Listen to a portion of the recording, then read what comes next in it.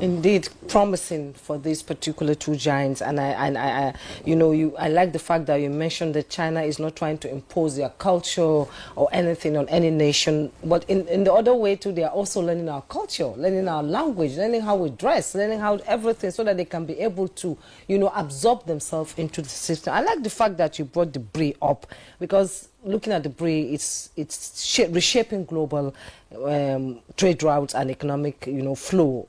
The opportunities are immense, job creation and all that, but still, people say, experts also say that there's a lot of challenges there that needs to be looked into. Let's bring in Mr. Charles Onyanejo into this conversation. What is your opinion on the BRI and the challenges that might come from that? We know we have a lot of bilateral agreements with China and all that, but Nigerians are also being skeptical about the fact that the debt burden is getting higher, and the BRI is now here to stabilize it by creating job opportunity, export, and reshaping the trade route between Africa and China and also Nigeria. So let's have your opinion on that.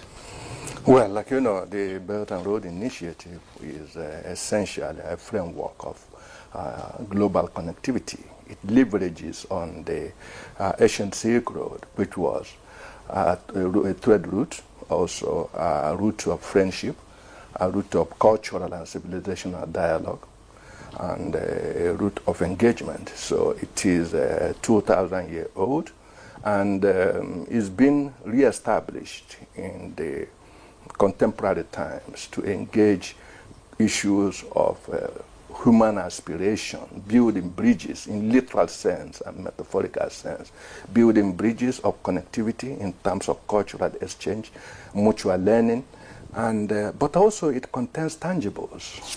It's a broad framework of international engagement. It's driven by the best metaphor to describe it is a symphony, is an orchestra in which you have many voices, different voices.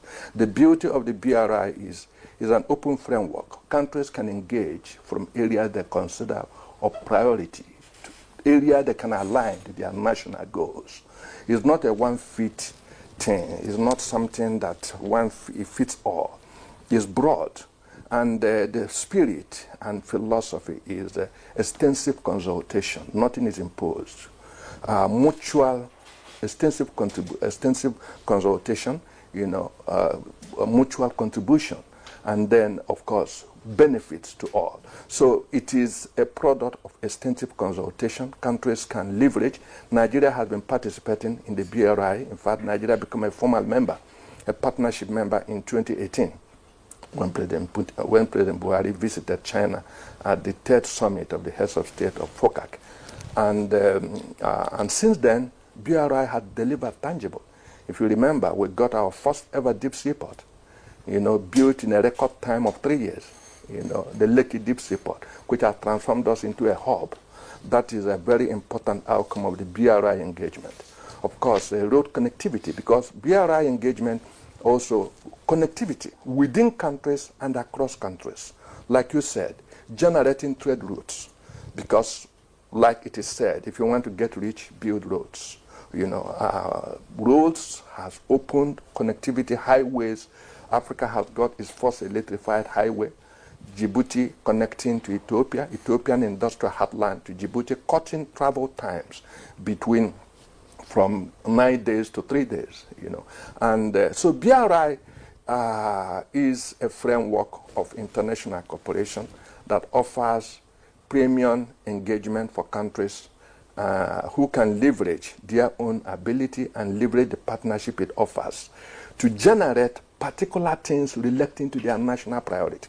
That is the beauty of it. It's not dictated from Beijing. It's a framework you can leverage. You can engage. You can decide which aspect of BRI engages your national priority. And you build capacity in that respect. And before we go further, I'd like to state clearly the critical challenge of China-African cooperation, or if you like, Nigerian-China relationship, is what I call strategic resilience. Do we build sufficient resilience in terms of institutional clarity? Do we have the institutional capacity to engage the outcomes of this cooperation and domesticate its benefits and align it to our national priorities? Because if our Chinese partners are ready, because if we talk so much about what is on offer, but the question, do we have the capacity? Have we built the relevant national capacity?